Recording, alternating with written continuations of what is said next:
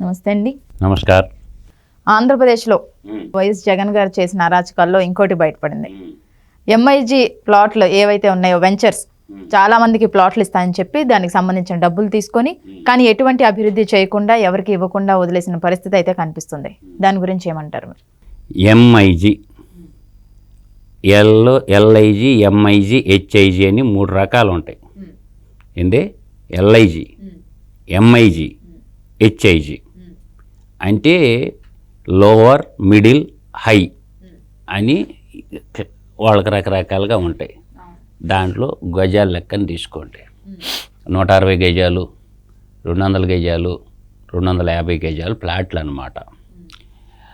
ఎందుకంటే మిడిల్ క్లాస్ల ఎంప్లాయీలు ప్రతి ఓళ్ళకి ఏంటంటే ఇంటి స్థలం కావాలా, ఇల్లు కట్టుకోవాలని కోరుకుంటుందమ్మా. అందువల్ల ఏంటంటే ఈ హౌసింగ్ బోర్డు అనేది ఒకటి ఉండేది, ఆంధ్రప్రదేశ్ హౌసింగ్ బోర్డు అనేది అన్నమాట. ఈ హౌసింగ్ బోర్డు ఏం చేస్తారంటే క్లాస్ 4 ఎంప్లాయీసు, అసంఘటిత రంగంలో ఉన్నటువంటి చిరుద్యోగులకి అందరికీ కూడా ప్రభుత్వం ఏంటంటే పట్టణాలలో ఒక వెంచర్ వేసి 50 ఎకరాల్లోనో 100 ఎకరాల్లోనో వెంచర్ వేసి లేఅవుట్లు అభివృద్ధి చేసి అక్కడ ఒక స్కూలు, ఒక పార్కు, తర్వాత ఇంటర్నల్ రోడ్లు, డ్రైనేజ్ సిస్టమ్ అన్నీ వేసి ప్రజలకి అందుబాటులో తెచ్చేదే మనకు గృహకల్ప అని ఉండేది. ఎక్కడ? హైదరాబాద్లో గాంధీ భవన్ ఎదురుకుంటుంది గృహకల్ప బిల్డింగ్. దాని అర్థం ఏంటంటే పేదలకి ఇల్లు తక్కువ రేట్లో కన్స్ట్రక్షన్ చేసి తక్కువ రేటుకి ఇవ్వాలా.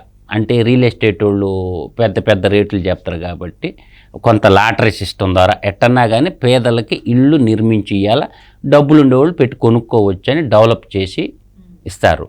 ఈ సిస్టమ్ ఎలా ఉంటుందో నేను చెప్తానేనండి. కొన్ని ఏరియాల్లో ప్రభుత్వ భూములు అనేవి ఉన్నాయనుకో అమ్మా, ఏంటి ప్రభుత్వ భూములు ఉన్నాయనుకో, వాటిని ప్రభుత్వం ఏం చేస్తుందంటే హౌసింగ్ బోర్డుకి కేటాయిస్తుంది. ప్రభుత్వ భూముల్ని హౌసింగ్ బోర్డుకి కేటాయిస్తుంది. హౌసింగ్ బోర్డుకి ఏమో వరకు ఇది ప్రభుత్వం కొంత ధరకిస్తుంది వాళ్ళకు కూడా. వాళ్ళు ఏం చేస్తారంటే లేఅవుట్ అభివృద్ధి చేసేసి దాన్ని ఒక స్థిరమైన ధర పెట్టి ప్లాట్లు అమ్మేసి మళ్ళీ ఇన్కమ్ జనరేట్ చేసుకుంటారు అన్నమాట. అర్థమవుతుందా? నేను చెప్పిన లాజిక్ అర్థమైంది నీకు? అంటే ప్రభుత్వం ఏంటంటే పేదలకి ధరలు అందుబాటులో ఉండాలా, కొనుక్కుండేటట్టు కనుక 5,000, 10,000 ఇట్లా గజం 5,000, 10,000 అట్లా తక్కువ రేట్లో పెట్టేసి ఇచ్చేస్తారు. కాలనీ అభివృద్ధి అయిపోద్ది, పేదలకు అందరికీ ప్లాట్లు తగ్గుతాయి. ఒకవేళ ఎక్కువ మంది వచ్చినా కూడా లాటరీ సిస్టమ్ ద్వారా ఇస్తారన్నమాట. క్రైటీరియా ఏంటంటే నిరుపేదలకి అమౌంట్ కట్టే వాళ్ళకి ఇస్తారు. ఈ విధంగా ఆంధ్రప్రదేశ్ ఎంటైర్ స్టేట్లో ఏం చేశారంటే 32 పట్టణాల్లో 32 లేఅవుట్లు వేసి ప్లాట్లు అభివృద్ధి చేసి ఇస్తామని చెప్పి డబ్బులు నాకేశారు. ఆంధ్రప్రదేశ్ గవర్నమెంట్ ఏం చేసింది? డబ్బుల్ని నాకేసింది. ఇప్పుడు ఆడ ప్లాట్లు అభివృద్ధి చేయలేదు, వాళ్ళకే రిజిస్ట్రేషన్ చేసి ఇవ్వటం లేదు. ఇది ఒక భారీ ఆ డబ్బులు హౌసింగ్ బోర్డుకి వెళ్ళినాయి కదా, ఇంటర్నల్ రోడ్లు వేసి వాళ్ళకి ప్లాట్లు రిజిస్ట్రేషన్ చేసి ఇవ్వాలి కదా, ప్లాట్లు దక్కలేదు వాళ్ళకి, వాళ్ళ డబ్బులు వాళ్ళకి పోవటం లేదు. అవి ఇప్పుడు ఎలక్షన్ వచ్చేసింది కదా, కోడ్ ఆఫ్ కండక్టు. రేపు 2024లో ఏ ప్రభుత్వం వస్తుంది, ప్రజా తీర్పు తర్వాత అసలు దాంట్లో ఏమేమి జరిగింది, దాంట్లో లోటుపాట్లు ఏంది, డబ్బులు ఎక్కడ ఉండవు అని తెలుసుకుంటే డబ్బులేమో ఉండవు, రూపాయి బిళ్ళ కూడా ఉండదు. ఎందుకంటే రోజు అప్పులు తెచ్చుకుంటుంది కదా, ఏదే అడుక్కుంటుంది కదా. రిజర్వ్ బ్యాంక్ కాడికి ఎత్తుకొని పోయి రాష్ట్ర పరిపాలనా భవన్నే తాకట్టు పెట్టి అప్పులు తెచ్చుకుంటున్నటువంటి గవర్నమెంటు ప్రజలు కట్టిన ఇటువంటి డబ్బులు ఆడు ఉంచిర్రంటవా? నాకైతే డౌట్. కాబట్టి ఆ డబ్బులు ఏందో దానికో ట్రాన్స్ఫర్ చేసేసి ఉంటారు. ఆశ్చర్యకరం ఏంటంటే ఆంధ్రప్రదేశ్ మినరల్ డెవలప్మెంట్ కార్పొరేషన్ ఉంది కదా, అది ఎప్పుడు ధనలక్ష్మి ఉంటుంది దాంట్లోతే, ఏపీఎండిసి అంటారు కదా. డబ్బులుండే సంస్థ వాళ్ళు అప్పు తెచ్చుకొని ప్రభుత్వానికి డబ్బులు ఇచ్చారు. ఎంత దౌర్భాగ్యంలో చూడండి. ఏపీఎండిసి చైర్మన్ వెంకటరెడ్డి గారు. ఇప్పుడు మైన్స్ అంటే ఏందమ్మా, మైనింగ్ డిపార్ట్మెంటు, వాళ్ళు మైన్స్ అమ్ముకుంటే వాళ్ళకి డబ్బులు వస్తూ ఉంటాయి కదా. మైన్స్ అమ్మితే వాళ్ళకి డబ్బులు వస్తుంటాయి కాబట్టి ఆ డబ్బుల్ని ఏం చేశారంటే, అంటే వీడికేం అవసరం, ప్రభుత్వం కావాలంటే ప్రభుత్వం తెచ్చుకుంటుంది కదా అప్పులు.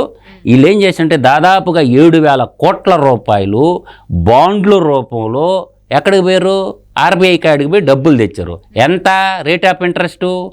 8.7%, అబో 8.7% అబో తెచ్చి ఆ డబ్బులు ఏం చేశారు, వద్దు వద్దు వద్దు ఈ వద్దు అసలు ఈ పని చేయొద్దని కొంతమంది డైరెక్టర్లు అడ్డం పడితే తెలివైన వాళ్ళు ఇది చట్టవిరుద్ధమైన పని అంటే దాన్ని ఏం చేశారు, 7,000 కోట్లు తెచ్చి జగన్మోహన్ రెడ్డికి ఇచ్చేశారు. ఓకే, ఎంత దరిద్రంగా ఉందని చెప్పేదానికి పాలన.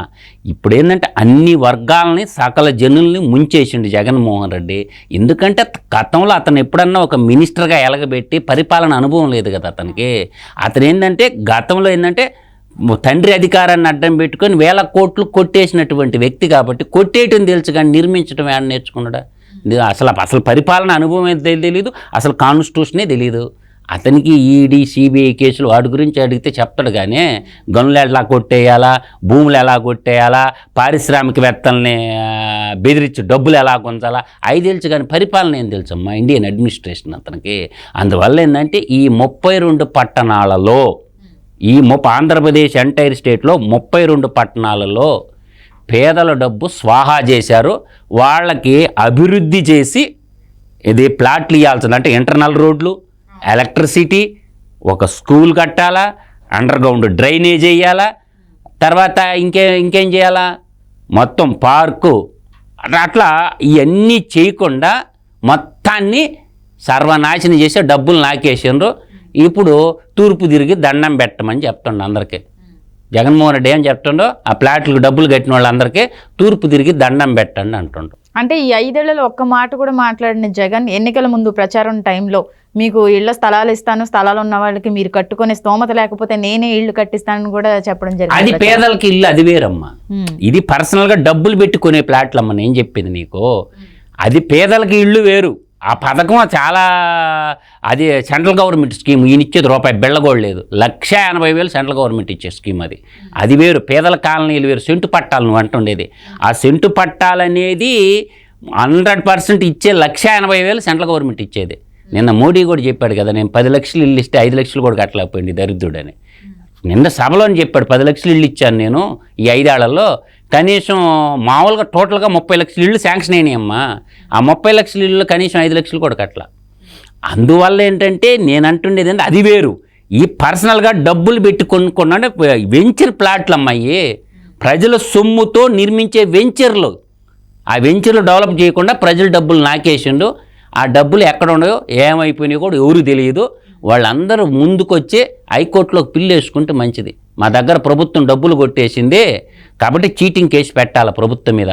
ఇప్పుడు హౌసింగ్ బోర్డు ఉన్నాడు కదా, AP Andhra Pradesh housing board corporation, అదొక కార్పొరేషన్ మా తగలెట్టిన కార్పొరేషను. ఆ ఎండీ గారిని పోయి వీళ్ళందరూ బాధితులందరూ పోయి, సార్ మేము డబ్బులు కట్టాము, మా డబ్బులు మాకేమన్నా ఇప్పిండి వడ్డీతో సహా, మమ్మల్ని మోసం చేశారు కాబట్టి ఆ హౌసింగ్ బోర్డు చైర్మన్ ఇమీడియట్గా బొక్కలేయని చెప్పండి హైకోర్టులో పిటిషన్ వేసుకుంటే కానీ తప్ప వాళ్ళకి న్యాయం జరగదు. ఆ డబ్బులు ఏమైపోయినాయో కూడా ఎవరికి తెలియదు. అందువల్ల ఏంటంటే ప్రజలు ప్రభుత్వాన్ని నమ్మేదానికంటే మిమ్మల్ని నమ్ముకోమని చెప్తున్నా నేను.